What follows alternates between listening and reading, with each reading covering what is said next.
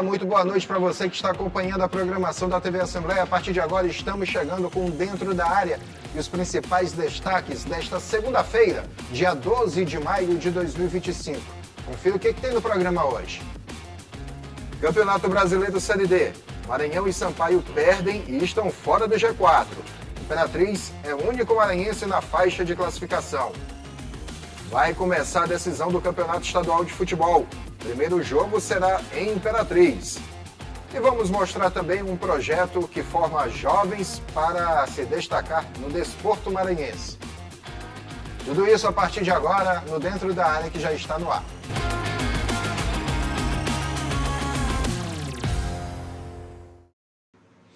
Em definitivo, agora o Dentro da Área chegando na programação, mas antes de chamar a primeira reportagem, deixa eu chamar ele, Gregório Dantas. João. Tá aqui, rapaz, estava no DM.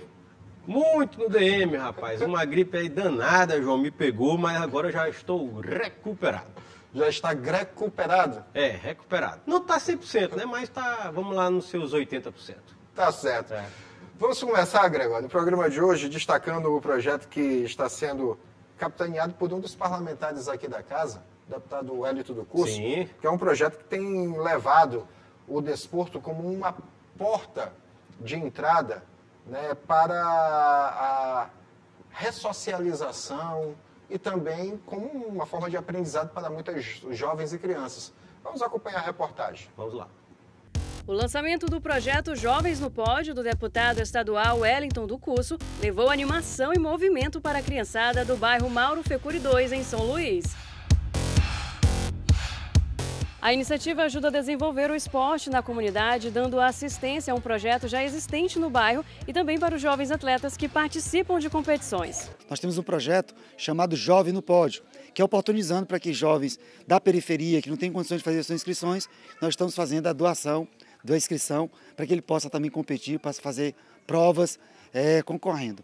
Para o fundador do Instituto MF2 Kids Runners, a parceria vai ajudar a alcançar resultados mais positivos para as crianças. O Dr. Wellington me procurou, para conhecer o nosso trabalho na comunidade, até porque ele já vinha acompanhando nas redes sociais e chegou aqui, fez uma visita para a gente, conheceu as nossas crianças, o trabalho que a gente faz na comunidade, de acordo com as minhas folgas, tudo gratuito. Então ele me propôs uma parceria de poder ajudar as crianças, doando pares de tênis, se necessário, outros equipamentos esportivos, E como não poderia ser diferente em um projeto voltado ao esporte, a manhã começou com muita energia. A concentração começou bem cedinho, às 6h40, com um aquecimento caprichado, seguido de uma corrida.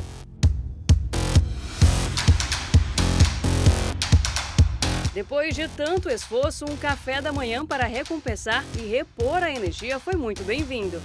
Para celebrar o Dia das Mães, as mães dos pequenos atletas também participaram, como a Daíse, mãe da Maria Júlia, de 4 anos. Para mim e para os meus filhos é bom, porque eu tenho um que é TDAH, então o médico auxiliou para que ele pudesse correr, para que ele pudesse jogar as energias fora, e melhorou bastante. Já está 1 ano que meu filho está nessa corrida, incentivando o esporte na comunidade. É muito bom tirar as crianças mais da rua, E é muito importante, eu gostando muito. As crianças da comunidade que fazem parte da escolinha de esportes do bairro entendem bem a importância da prática esportiva. É legal porque é bom para a nossa saúde. Mas eu acho bem legal por causa que ajuda a pessoa a ganhar muita força, velocidade, essas coisas. O mais legal é que no fim do lançamento do projeto Jovens no Pódio teve um papo para além do esporte. E que vocês continuem com esse projeto maravilhoso, cuidando da saúde de vocês, ocupando a mente de vocês. Mais uma vez, que Deus abençoe. Amém? Amém. Pois bem, a reportagem mostra como que o projeto tem dado essa assistência à comunidade, principalmente crianças e adolescentes que estão sendo beneficiados com a proposta, Greg. Verdade. Mais uma iniciativa da Assembleia Legislativa do Maranhão, deputado, nesse caso, Wellington do Curso, que, por sinal, tem um trabalho realizado de transformações de vida já há algum tempo, até a sua atividade extra-parlamentar, que era... então, o Wellington, ele apresenta, né, mostra pra gente esse novo projeto, que é um projeto para tentar mudar a vida de crianças e adolescentes. Então, parabéns ao deputado, parabéns também à Assembleia Legislativa, né, por essa ação bem legal. Certo, e agora nós vamos falar sobre uma boa conquista que teve para o estado do Maranhão através do voleibol. Sim. As meninas do DA, que foram campeãs, na realidade, em uma competição que foi realizada lá em Brasília. Sabe qual foi a competição? Qual? Campeonato Brasileiro de Seleções. Olha, rapaz. Vamos acompanhar a reportagem. O vôlei maranhense foi destaque no Campeonato Brasileiro de Seleções, primeira divisão, realizado em Brasília. A equipe feminina do voleibol sub-18 venceu o torneio e trouxe o título para o Maranhão. A vitória não foi fácil, mas o time se preparou bastante para a competição. A partir do momento que a gente dá visibilidade para o trabalho, outras meninas vão criando referência e vão se motivando, né? E querendo também a oportunidade de representar o estado. Então, serve como um grande motivador, né, para a formação de novos atletas. Foi um torneio incrível para todas nós, a gente aprendeu muito, evoluiu muito, a gente deu o nosso máximo e, graças a Deus, a gente conseguiu a vitória. A Kemi também foi uma das atletas. Ela conta que aprendeu o esporte com a mãe, mas foi recentemente que começou a competir. E a vitória foi emocionante. Ver que todo o trabalho que a gente teve durante esses meses, toda a entrega das meninas, toda a nossa equipe sempre muito unida, sempre se ajudando, a entrega do professor, das atletas.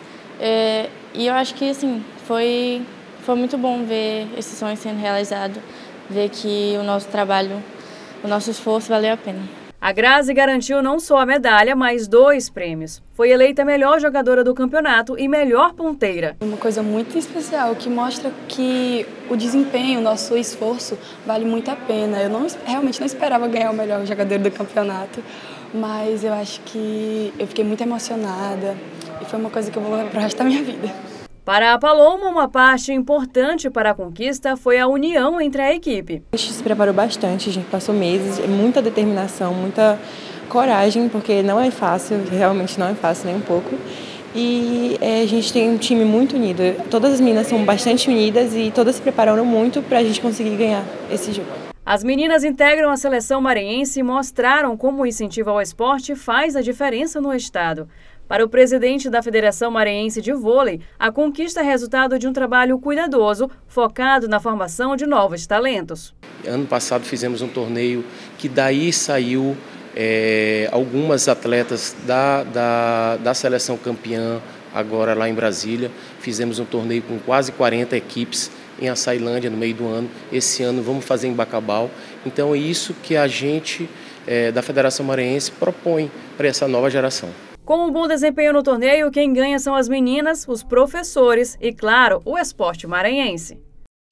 A gente sabe que o Maranhão é um celeiro de atletas, o vôlei também sempre teve bons destaques e é muito bom, muito bacana quando a gente vê esse tipo de notícia, esse tipo de atitude, vamos dizer dessa forma, né, quando a gente percebe que jovens atletas vão lá, defendem o estado com toda a garra e conquistam, né? Trazem uma conquista tão importante como essa para o nosso estado. É verdade, João, a gente sempre tem que destacar isso, né? Que o Maranhão sempre foi um celeiro de jovens atletas, né? De atletas aí que serviram equipes no Brasil, equipes no mundo todo, né?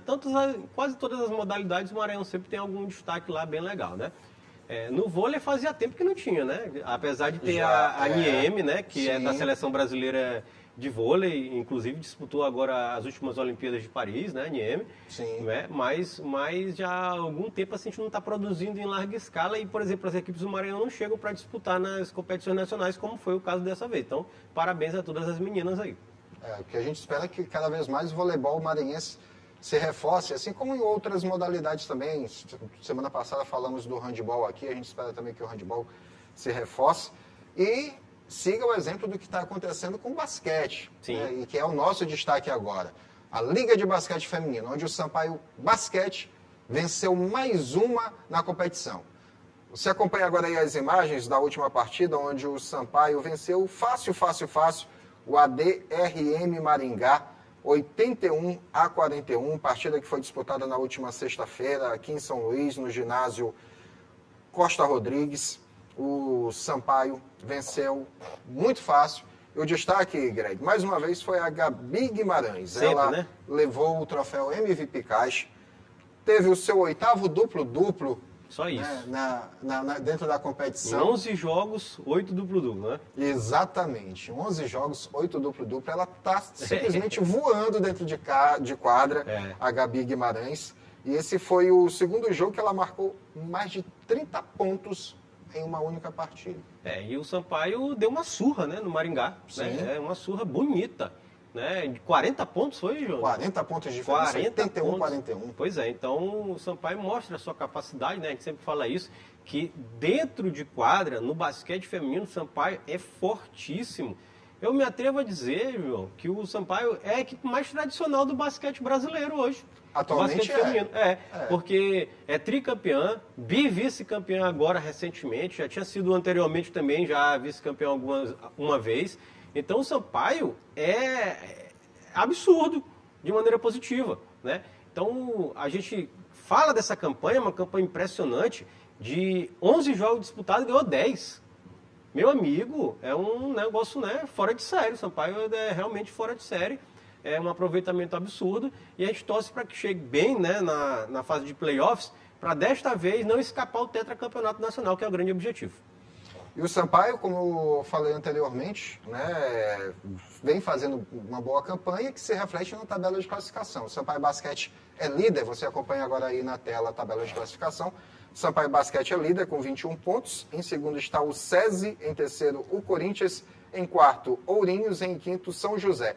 O Sampaio é o único que tem 21 pontos, todas as outras equipes têm 20 pontos na tabela de classificação, o que separa elas aí nessa tabela justamente o número de vitórias ou o número de cestas convertidas, número de cestas que foram tomadas, ou saldo de cestas. O que me surpreende, por exemplo, é que o São José, que está em quinto lugar, tem menos 17, né, o saldo dela. Sofreu muita cesta contra. Sofreu. Um grande responsável por isso é justamente o Sampaio Basquete. Exatamente. Momento da nossa primeira parada aqui no Dentro da Área. Já nós voltamos destacando o Campeonato Brasileiro da Série D. Um instante só.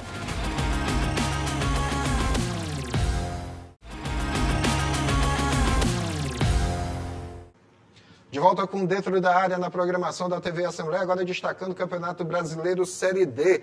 Os 3 representantes do estado entraram em campo neste final de semana, 2 deles inclusive se enfrentando. Mas antes de falar de Imperatriz e Sampaio, que já foi, salvo engano, o 4º encontro deles, ou 5º encontro neste ano. Vamos lá. Foram 2 jogos pelo Maranhense na primeira fase, mais 2 na semifinal, 5º encontro, né? Esse agora pelo Campeonato foi o 5º jogo. Tem pelo menos mais um, né, ainda. Tem pelo menos mais um. Mas antes de falar deles, vamos falar sobre o Maranhão Atlético Clube, que era líder do grupo A2 do Campeonato Brasileiro da Série D.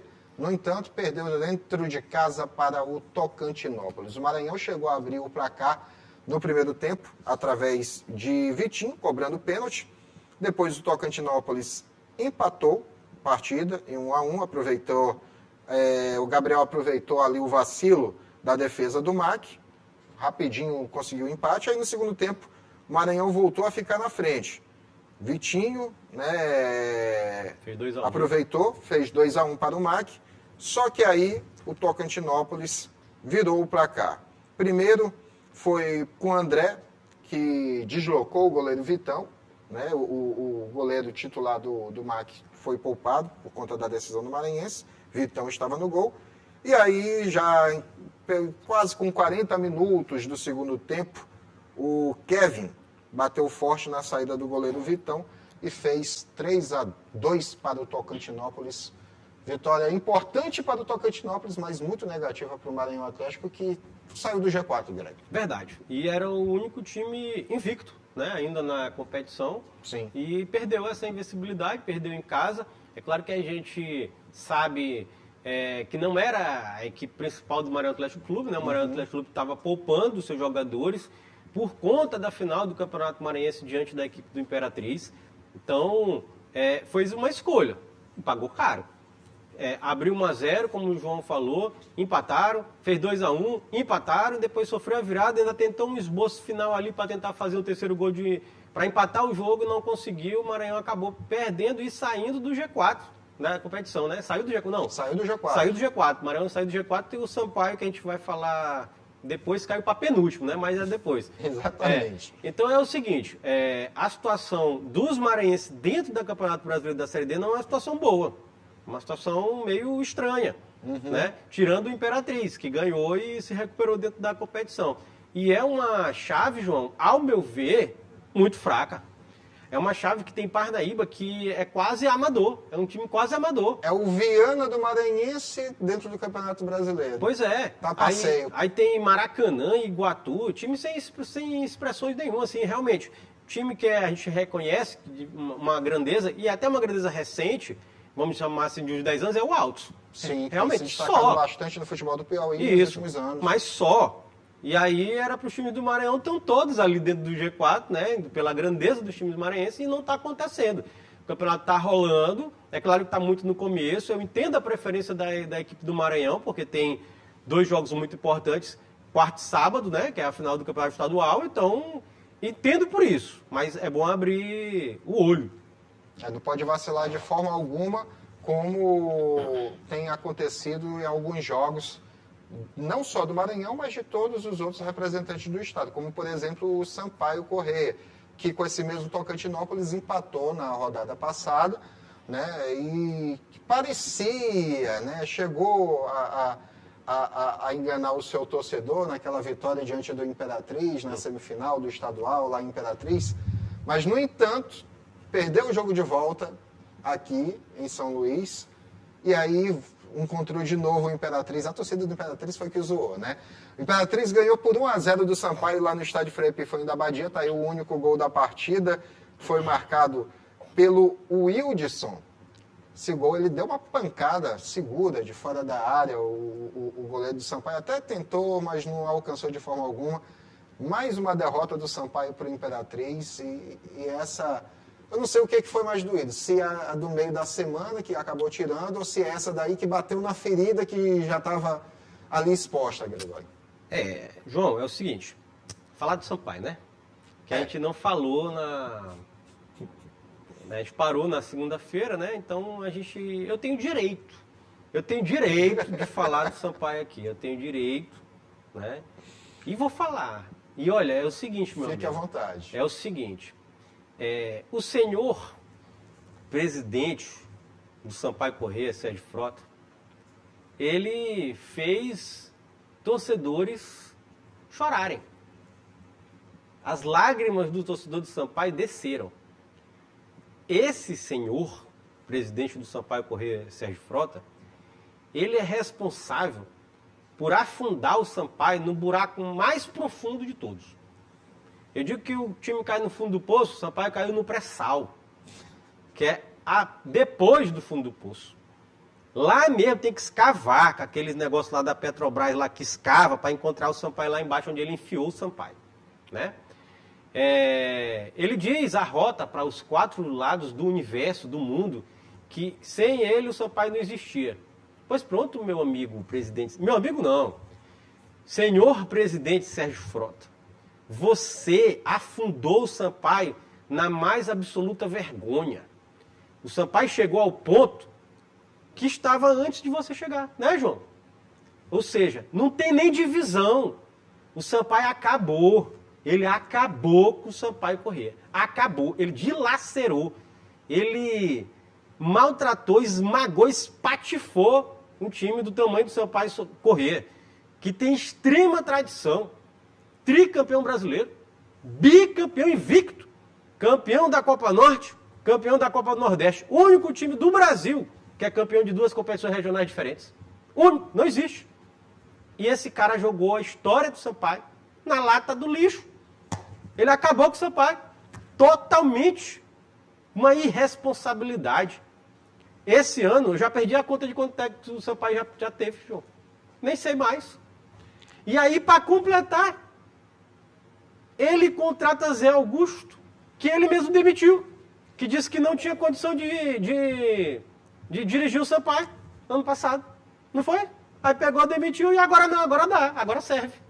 A impressão que eu tive, Grande, eu não sei, é que cara. Zé Augusto foi trazido para, olha, tu iniciou essa... O quê? Essa situação Ele bem não aqui... iniciou nada, não. Não, é a impressão que dá, não é que seja. Ó, tu iniciou essa situação bem aqui quando tu fizeste o Sampaio ser rebaixado no ano passado, agora te vira. Não foi ele que fez, não. Mas não tem isso, vem bem antes isso, né? Não, isso vem aí... justamente no ano do centenário do Sampaio, quando deveria ser um ano de festa, a torcida ficou chorando, não de alegria pelos 100 anos do Sampaio, mas pelo rebaixamento da Série B para C. O Sampaio teve uma última temporada muito boa com o Léo Condé há 3 anos atrás, né? Sim. Muito boa, 5ª colocação, quase sobe, né? Bateu na trave, literalmente, da Série B para A.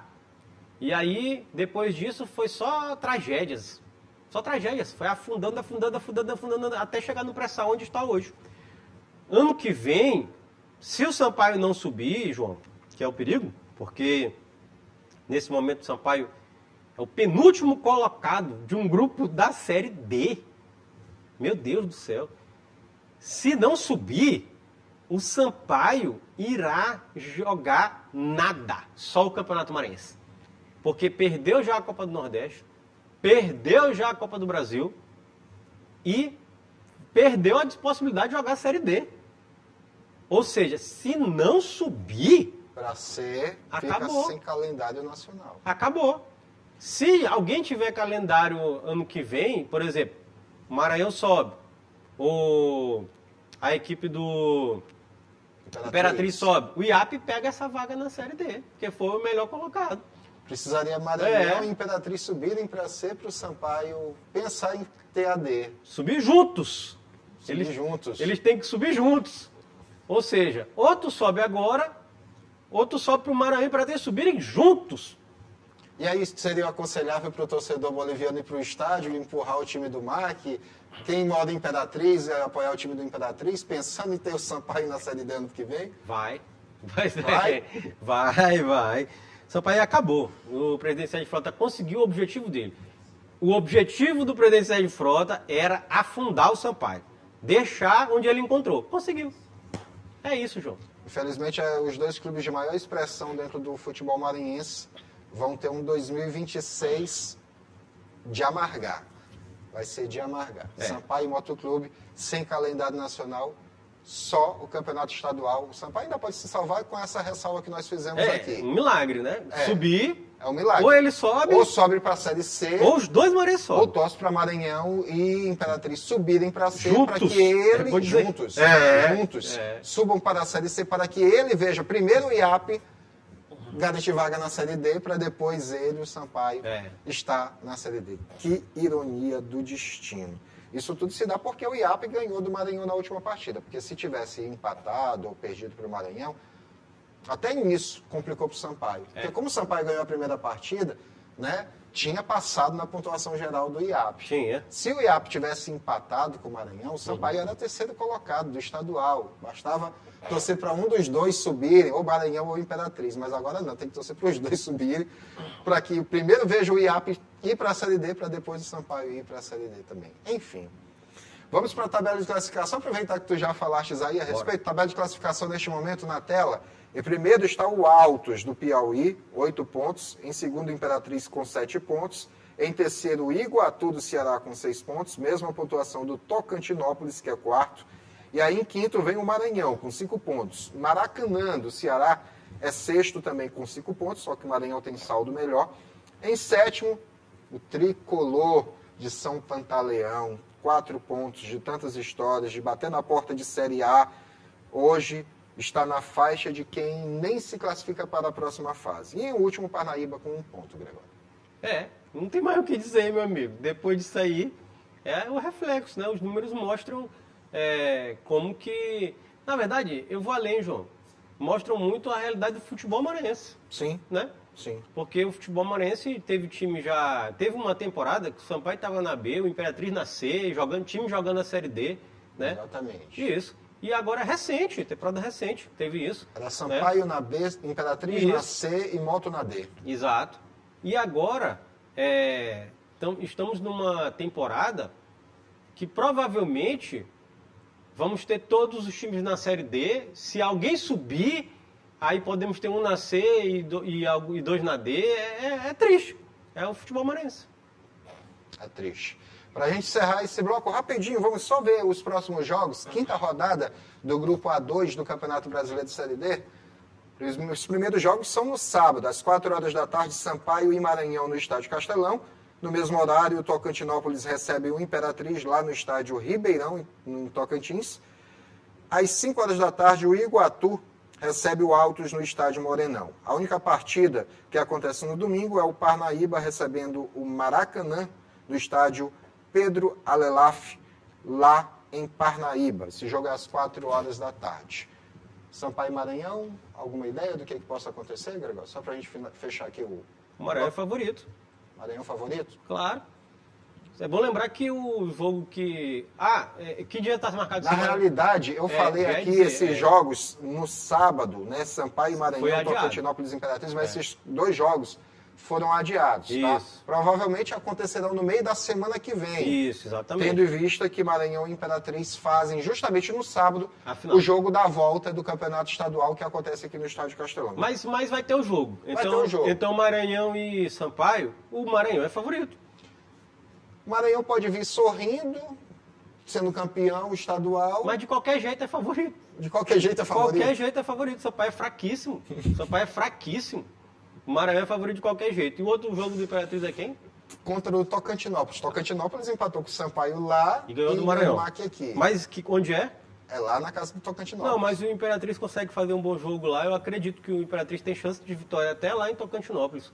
Né? Até porque o Maranhão realmente é um time. O Maranhão é um time. Sim. E jogou aqui com time em reserva contra a equipe do Tocantinópolis. Daí o Sampaio não é parâmetro para nada. Então eu acredito que o Imperatriz consegue sim um resultado positivo lá. Certo. A gente agora vai para o intervalo, rapidinho. Daqui a pouco a gente volta com o último bloco do programa, destacando a decisão do Campeonato Estadual. Um instante só.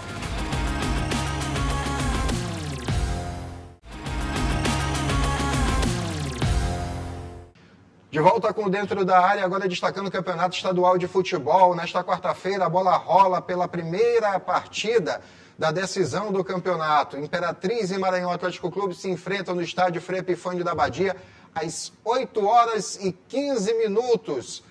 Partida que já vai dar o pontapé inicial na decisão. E aí eu quero saber, Gregório, o Maranhão poupou seus titulares, né, os chamados titulares no jogo diante do Tocantinópolis. O Imperatriz não poupou jogadores tanto assim contra o Sampaio. E aí eu te pergunto, favoritos? Aí é mais difícil em relação... Aí é difícil, aí é complicado, né? As campanhas são muito parecidas dentro do campeonato, né? Rapaz, João, não tem favorito. Não consigo cravar favorito na final do Campeonato Maranhense. Eu acredito que o Maranhão tem um pouquinho de vantagem porque vai decidir em São Luís. Né? O primeiro jogo é Imperatriz, o segundo é aqui em São Luís. Né? Mas não tem favorito não. Acho que são duas equipes que se equivalem, né? O Imperatriz fez até uma campanha melhor, né, do que a do Maranhão na primeira fase. Sim. Tá melhor colocado dentro da Série D do Campeonato Brasileiro também, né? Mas também porque os adversários que enfrentou, né? Tem essa questão também. Então, eu acho que não tem favorito. São dois jogos muito difíceis, mas acredito que muita coisa passe pelo primeiro jogo. Apesar, é até contraditório, né? Porque o Sampaio ganhou lá e perdeu aqui, né? Então, assim, mas o primeiro jogo lá é o seguinte, vamos lá. O primeiro jogo lá em Imperatriz vai ser um estádio lotado, entupido, empurrando a equipe do Imperatriz. Com certeza. Se o Imperatriz ganhar esse primeiro jogo com uma vantagem larga, por exemplo, assim, mais de 2 gols de diferença, para mim o Imperatriz tem uma grande chance de ser campeão. Agora, se o Maranhão conseguir, por exemplo, um empate, uma vitória magra, ou então uma derrota magra, tudo pode acontecer. Então, eu acredito que passa muito por esse primeiro jogo, João. Agora, lembrando que o Maranhão foi a casca de ferida do Imperatriz dentro do campeonato. Foi a única equipe que o Imperatriz não conseguiu... foi a única equipe que tirou o Imperatriz do seu eixo dentro das partidas, né? Ganhou aqui em São Luís por 3-2 o MAC, empatou num 0-0 lá, que pessoal do Imperatriz reclamou muito. Do MAC que o MAC também, foi né? anti-esportista. Não, mas o MAC teve casos de racismo, foi um negócio bem feio, né? Aquele jogo lá. Exatamente. Eu não entendo até hoje. Até hoje eu quero que alguém me explique qual foi esse antijogo que o MAC praticou nesse jogo lá no Frei Epifânio da Abadia, porque o jogo foi... O segundo tempo foi a quase 1 hora. Foi quase 1 hora de duração. Houveram expulsões pelo lado do Maranhão Atlético, que jogou com boa parte da partida com atletas a menos. Caso de racismo que tu citaste. E que não deu em nada, né? Pois não deu em nada. Aconteceu naquele dia, se repercutiu no dia seguinte e depois não se falou mais nada. Abafado. Abafado. E aí eu quero saber onde é que foi o antijogo do Maranhão nesse jogo. Foi nada. Simplesmente por ter feito um esquema que trancou o jogo do Imperatriz? Teve nada disso. E, na verdade, o Maranhão foi muito, não vou dizer prejudicado, mas foi muito agredido. O Maranhão e seus atletas. Sim. Então não existe isso não, João. Eu acho que é um jogo que tem um clima tenso, tem um clima pesado, justamente por conta desse jogo aí, né? E do Maranhão ter sido a pedra do sapato do Imperatriz no campeonato. Mas é o que eu repito, depende muito desse resultado desse primeiro jogo lá. Se o Maranhão não perder de muito, o Maranhão tem uma grande possibilidade de ser campeão aqui em São Luís. Se o Imperatriz fizer sair bem lá, fazer 2-0, 3-0, aí pra mim já era. O Imperatriz é campeão. Vamos ver o que Marcinho Guerreiro e Jamie Carvalho estão preparando, né, para esses dois jogos dessa final do campeonato. Agora, para a gente fechar o programa, 2 informações internacionais. Rapidinho. A primeira é que o Brasil é heptacampeão no beach soccer. Heptacampeão mundial da Copa do Mundo de beach soccer. É bom lembrar, gente, que é o seguinte. Muita gente fala, o Brasil é hepta, mas não é. Eu me lembro quando eu era criança, o João é um pouquinho mais velho que eu, mas ele lembra melhor que eu ainda, né? Que o Brasil, João, ganhou 9 vezes o campeonato mundial. Só que qual é o lance? Não era campeonato mundial FIFA. Não era. Não tinha chancela, né? Sim. Mas eu não quero nem saber. São 9, mais 7, 16. Então o Brasil é 16 vezes campeão do mundo. Da época que Júnior, quando tinha saído do campo, foi pra areia. Júnior Negão. Cláudio Adão. Jorginho. Jorginho. Benjamin. Tu lembra, João? Todos esses. Pois é. Acabava o Brasil, que todo ano era campeão do mundo. Então são 9 mais 7, 16. E eu assisti, quando o João falou que eu estava no DM, né? Fiquei mesmo esse tempo todo no DM, então eu acompanhei todos os jogos, tudinho eu assisti. O Brasil detonou apresentações sólidas e pela primeira vez eu vi uma seleção brasileira segura defensivamente no beach soccer. O time não pegava gol, João. Bateu o recorde de time campeão do mundo que pegou menos gol da história. É impressionante o que o Brasil fez em termos defensivos dentro da Copa do Mundo. E para falar a verdade, uns adversários que eram complicados era a Itália na primeira fase, o Brasil ganhou, né? A Espanha nas quartas de final, o Brasil humilhou 6-0, né? E Portugal.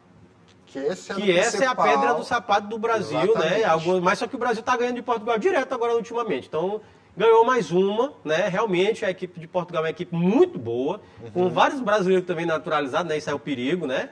Aí é uma equipe muito boa, mas o Brasil ganhou essas 3 equipes europeias, chegou na final contra a equipe de Belarus, que ninguém acreditava que chegaria e chegou. Eu particularmente fiquei surpreso. Mas estavam jogando bem, eu assisti os jogos deles também. E uma surpresa positiva, né? Porque é mais um cenário do beach soccer mundial, né? Que abre, né? E junto com o Senegal, viu? O Senegal é uma seleção muito boa, né? Que inclusive perdeu a semifinal para a equipe de Belarus, mas é uma equipe muito boa, né? Bom também, né? Que abre ali o beach soccer no continente africano, né? Então é bem interessante, né? Mas o Brasil foi superior, sobrou campeão. Importante destacar o melhor goleiro do mundo, Bobô, maranhense, daqui dos Lençóis Maranhenses. Exatamente. O melhor goleiro do mundo, da seleção brasileira, arrebentou na Copa do Mundo, com defesas importantíssimas, né? E também o Edson Huck, não podemos esquecer, né? Que joga no Sampaio Corrêa, não é maranhense, mas é praticamente radicado no Maranhão. E o Maranhão está de parabéns, o Bobô está de parabéns, a seleção é Eu nem sei dizer esse número. 16 vezes campeão, eu não sei. É melhor deixar para estudar o assunto. Não sei, mas é isso. 16 vezes campeão do mundo. Brasil, parabéns.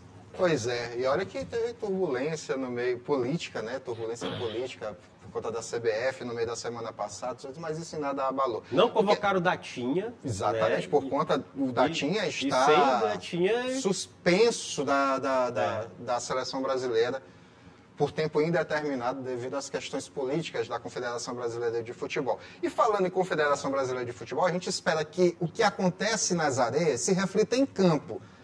Porque se o problema era treinador, agora o Brasil já tem. Carlo Ancelotti, que era técnico do Real Madrid, foi anunciado nas redes sociais da Confederação Brasileira de Futebol que ele aceitou e está fechado para ser o novo treinador da seleção brasileira, Gregório.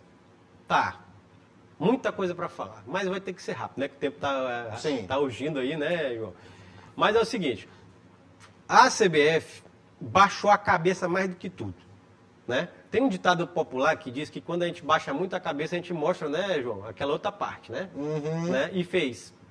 Eu nunca vi na história alguém se rebaixar tanto atrás de outro, né? Como a CBF fez com o Carlo Ancelotti. Ele disse não. Ele deu tapa na cara, ele jogou as cartas, chutou. E o Edinaldo lá atrás. Atrás, né? E conseguiu, né? Anunciou o Carlo Ancelotti como técnico da seleção brasileira. Para mim é um desrespeito à história da seleção brasileira, que é... Se o Real Madrid é o maior time do mundo, da história, o Brasil, a seleção, é a maior seleção da história do planeta. E ela teve sua história... manchada por conta do rebaixamento, de tanto se rebaixar, né, para trás do Carlo Ancelotti. Esse é um ponto. Pronto, separa. Outro ponto. A seleção brasileira contratou o maior técnico do mundo. São dois os maiores técnicos do mundo. Guardiola, né, e Carlo Ancelotti. A seleção brasileira contratou o melhor técnico do mundo. Do mundo. Não dá para questionar. Não dá para questionar o currículo do Ancelotti. Os títulos. Então, quem tem? O que é maior do que o Ancelotti como técnico? Ninguém. Nada. Não existe. Ele ultrapassou aquele que era do Manchester, né? Que me fugiu agora porque foi na década de 1990 que o cara treinou o Manchester por mais de 30 anos, né? Não, mas em termos de títulos, não chega nem perto do Ancelotti. Não chega perto do Ancelotti. O Ancelotti é 5 vezes campeão de Champions League, rapaz. Bicampeão mundial, o único técnico campeão das 5 principais ligas internacionais do mundo. Ele ganhou o campeonato inglês, francês, italiano, alemão e qual outro tá faltando? Espanhol. O que é que falta, João? Nada. Então tu contratou o melhor técnico do planeta Terra para a maior seleção do planeta Terra, que é a seleção brasileira. Não dá para questionar a contratação do Carlo Ancelotti. Isso aí é incontestável. O que eu questionei foi o antes, né? O processo. Porque foram 3 anos de técnicos interinos que o Brasil teve, né? O Fernando Diniz foi interino, o Ramon foi interino e o Dorival foi interino. Tudo para chegar ao Carlo Ancelotti. Chegou e vamos ver o que é que o Carleto pode fazer, né? O maior técnico do mundo vai pegar a maior seleção do mundo. Não temos mais a maior geração do mundo, né? Não temos. Mas temos jogadores principais dos maiores times do mundo. Por exemplo, o melhor jogador do mundo é brasileiro, do Real Madrid, que o Carlo Ancelotti dirige. Treinou até poucos dias. Tá treinando, inclusive, né? Tá treinando ainda. Então ele tem isso. O segundo melhor jogador do mundo, que para mim deveria ser o melhor jogador do mundo nessa temporada, é brasileiro. Para mim é o Rafinha. Está destruindo, acabando com o futebol internacional. Com números absurdos. Destruindo no bom sentido, viu, gente? Destruindo no bom sentido e ele está com números absurdos. Então, assim, existe potencial da seleção brasileira para disputar com os grandes. Tem, dentro de campo. Tem 2 goleiros espetaculares, o goleiro do Liverpool e do Manchester City. São os 2 quase melhores goleiros do mundo. Tem jogadores de meio campo que todo mundo queria. E tem atacantes que todo mundo quer, né? Então, material humano tem, não tinha técnico. E faz tempo que o Brasil não tem um técnico do tamanho da grandeza que a seleção merece, e agora vai ter.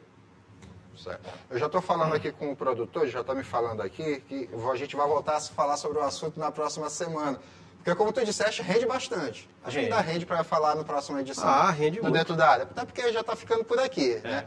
Pessoal, a gente finaliza aqui esta edição do Dentro da Área, mas você pode rever tudo isso que nós falamos, tudo isso que nós discutimos em 2 horários amanhã. Às 7h30 da manhã e também às 2 horas da tarde, na programação da TV Assembleia. Além disso, você pode rever também esta edição no nosso canal no YouTube, TV Assembleia Maranhão. Além disso, tem também as redes sociais que você pode seguir e acompanhar tudo por lá. Instagram, Facebook, Twitter, todas as informações da Assembleia Legislativa, também no nosso site, www.al.ma.leg.br. E lá você também pode acompanhar a nossa programação na TV. Basta acrescentar /TV. E a nossa produção recebe contato com o Gregório. No telefone da nossa redação, né, que é o 3269-3028. 3028. Eu até hoje não decorei, não vou mentir, por isso que toda vez eu passo a bola para ele. A gente vai ficando por aqui. A gente se revê na próxima semana com mais uma edição do Dentro da Área, falando sobre quem foi o campeão maranhense de futebol e também destacando outros esportes dentro do nosso programa. Gregório, fechou. Valeu, João. E te cuida, cara. Toma um pouquinho de mel.